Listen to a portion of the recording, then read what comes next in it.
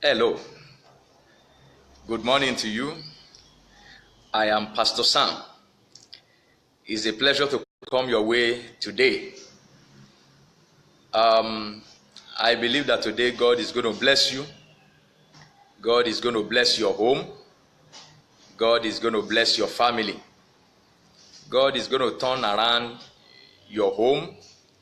God is going to touch your family in a most unique manner. And your family will never be the same again.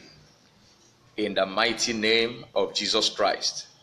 Today we want to quickly look at how to avoid divorce in marriage. How to avoid divorce in marriage. How to avoid divorce in marriage. Now, one thing I want you to first of all understand is that divorce is not good.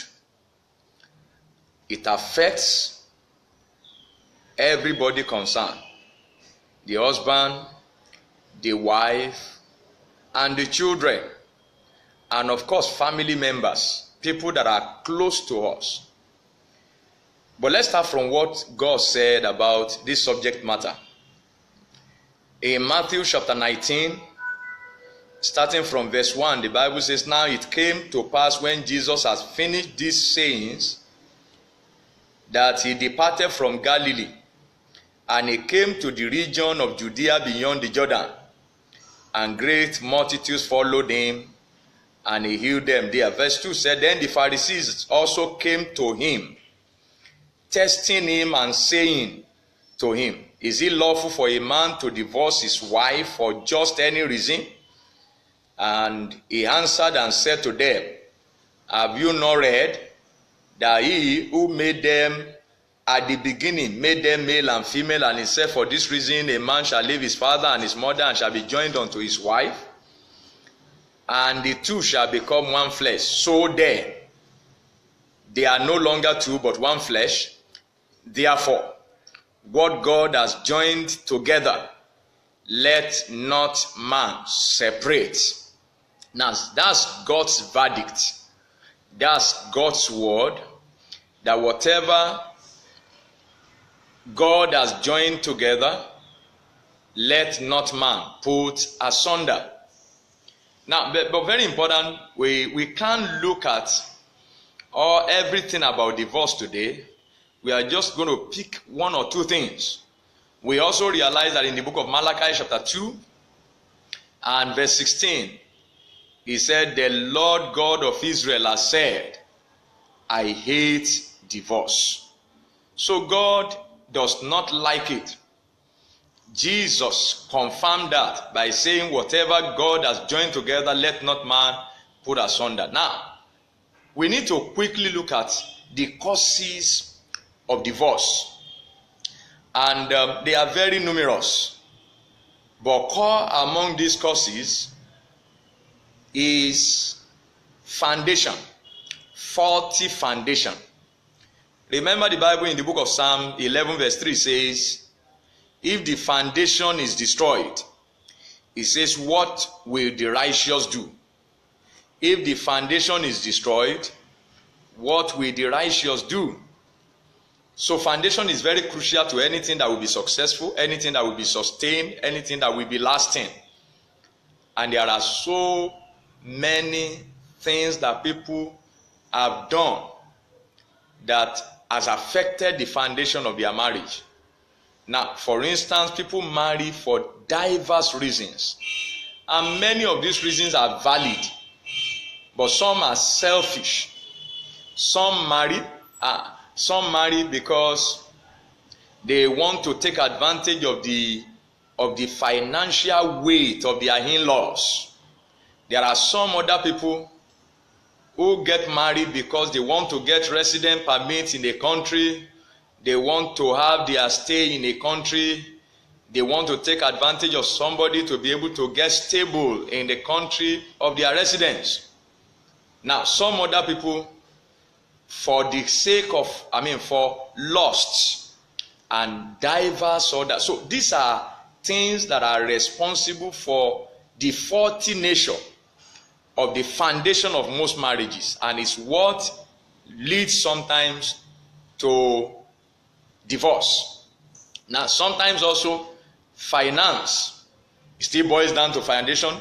Sometimes they came after marriage, but money, when money is not available, and that's why as many single people as are listening to me today, you have someone you want to marry, and the person is highly materialistic, either man or woman. The person is stingy, the person is so money conscious, and because of that, the person is not warming up to you so much.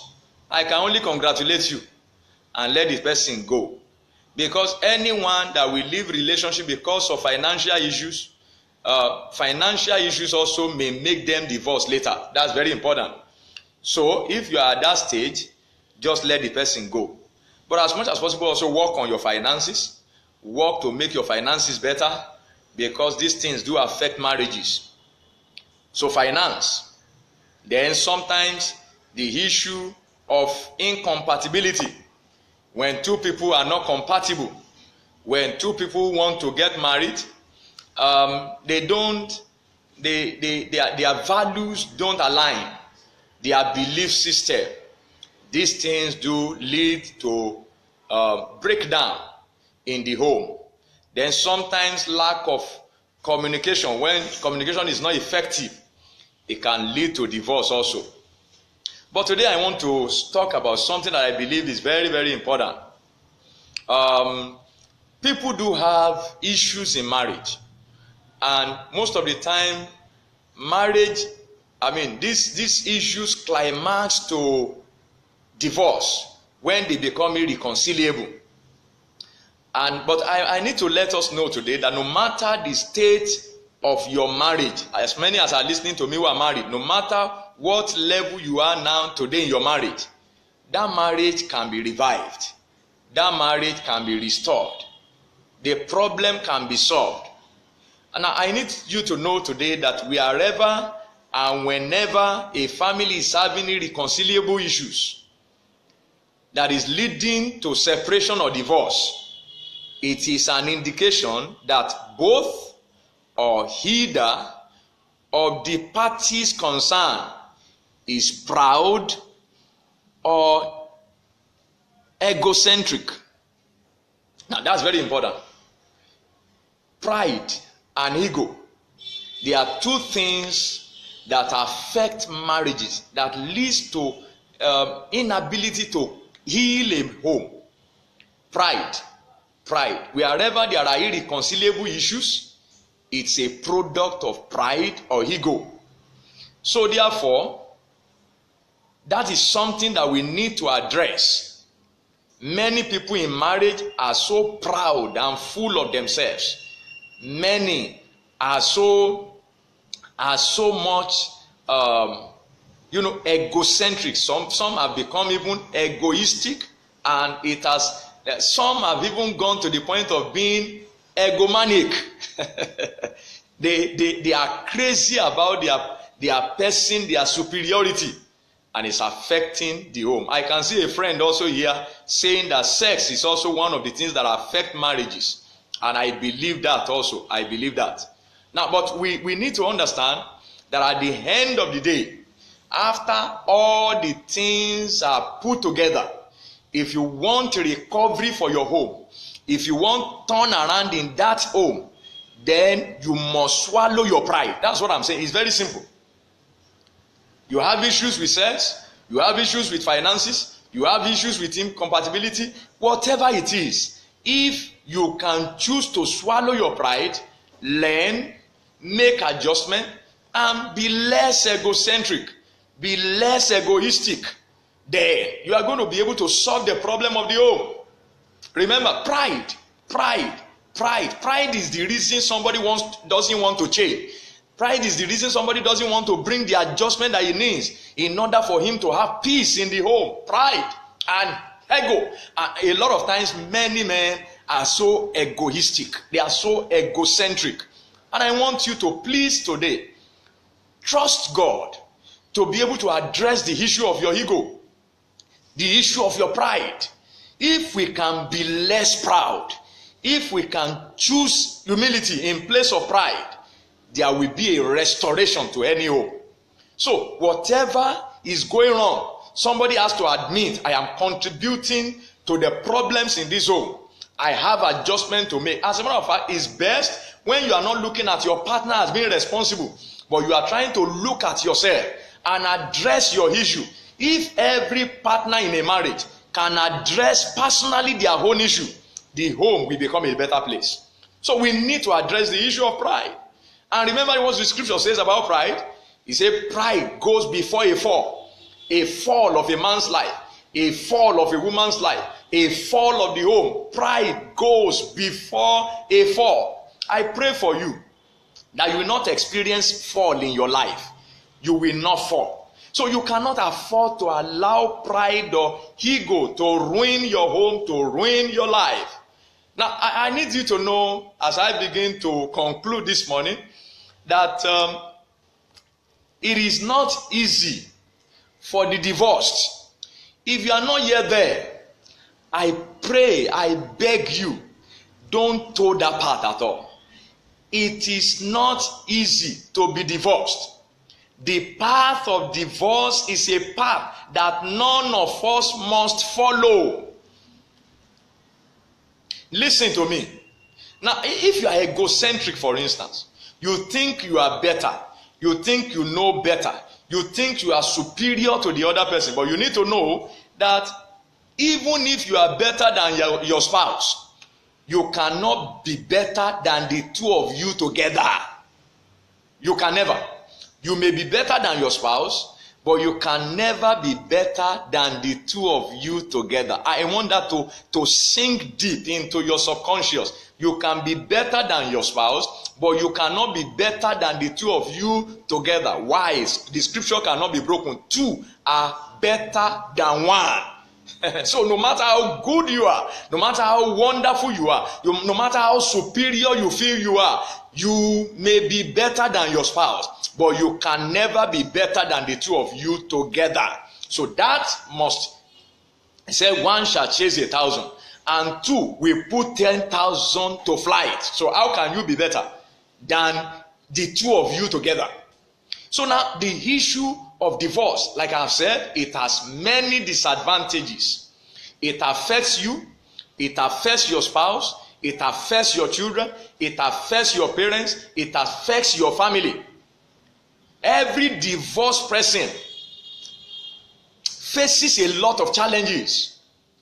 A lot. Every divorced person, especially now, some don't ever get into a relationship again. And some get into a relationship and then they become, you just have to now be too cautious. Why don't you exercise the same caution now in your marriage?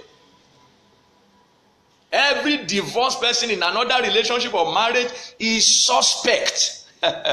You need to hear that again. Every divorced person in another relationship or marriage is suspect. What do I mean? Now, everything that is going on in a marriage, whether supposing somebody who is divorced is now married to someone who has not been married before, the person is hooked, the person is held captive.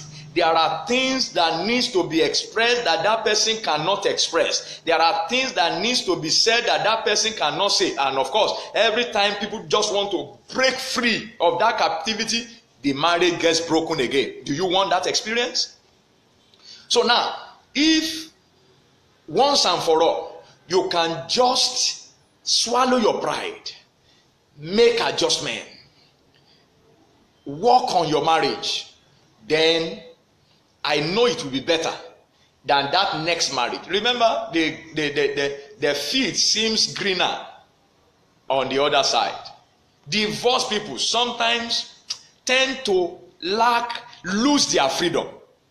And that's not what you want. They lose their freedom. You can no longer act freely. There are things you do now that, if you enter into another relationship or you enter into another marriage, there are things you do that will easily be misjudged, misrepresented, misunderstood. You can talk or respond to your spouse, and he or she psychologically again concludes that, oh, little wonder that you messed up your first marriage. Is that what you want? Things that you naturally would have done and nobody raises an eyebrow. Now it becomes issue that's of concern to many. You are not free. You are not free. You take steps. Somebody is trying to look at it that, oh, I guess that was the reason that woman couldn't live with you. I guess that was the reason that man couldn't live with you. Is that the life you want? And also for your children, they are also somehow stigmatized. When they marry, they have tendency to have messes in their marriage too, because they will be adjudged by your own indiscretion. Is that what you want? Is that what you want? Now, when children who have had parents who are separated, who are, aside the psychological effect of these things on them, by the time they are trying to overcome it, start their own home, you discover that by and by, little mistake that they make is capitalized on by the other partner. That, oh, well, especially if you are from my own side of the world, where they say, oh, wuti yagbon lomoran, they will let you know that, oh, that's what your parents, you are towing the path that your parents told that led to where they are. Is that what you want? Now, I want to encourage you, therefore, this morning, fellow listeners, friends, listeners and friends, everyone listening to me, work on your marriage. Trust God. Pray. But above all, look at where you are going wrong. Then, make sure you deal with your ego. You deal with pride. And I know that your home will be a better place. I want to believe that I have blessed you in a way today. If this video has blessed you in any way, I want you to share it with your friends. I want you to share it with people. Let people listen to this. You never can tell the home that you are going to be saving. So please share this message. And I want to thank you therefore for watching. May the Lord bless you. I pray for every home that is threatened. I pray for divine intervention. I pray that Christ, the living God, will step into that marriage. In the name of Jesus Christ, there will be restoration. There will be turnaround. In the mighty name of Jesus, I pray for you that whatever is affecting your marriage, be it finance, be it the issue of emotional instability on the part of a partner, no matter what it is, I pray that God's healing power will come into your home.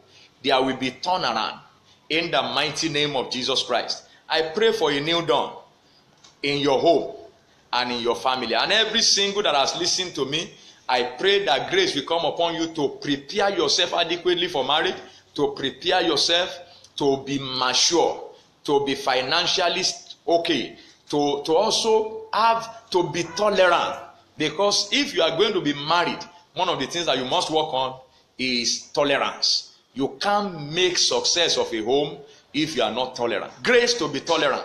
May it come upon all our single people and even the married in the mighty name of Jesus. God bless you.